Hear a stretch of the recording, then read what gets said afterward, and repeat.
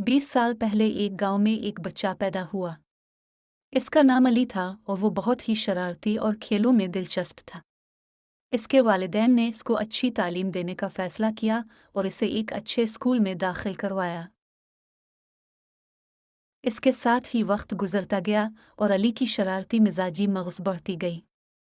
एक दिन इसने अपने दोस्तों के साथ मिलकर एक पुराने गुजरे हुए गुजरगाह की तलाश करने का फैसला किया। गांव में एक पुराना गुजरगाह था जिसका राज कदीम दास्तानों में छुपा हुआ था। अली और उसके दोस्त गुजरगाह की तलाश करते तलाशते गहरी जंगलात में पहुंच गए।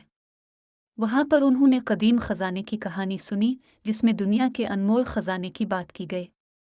अली और उसके दोस्तों ने खजाने की तलाश में शुरू किया और उनकी माजराई कहानी का आगाज हुआ। मुश्किलात का सामना करते हुए उन्हें दोस्तों के साथ मिलकर हमेशा के लिए एक खुशी का पैगाम सिखाया। सब्र और मेहनत के बगैर कोई बड़ा मकसद हासिल नहीं किया जा सकता।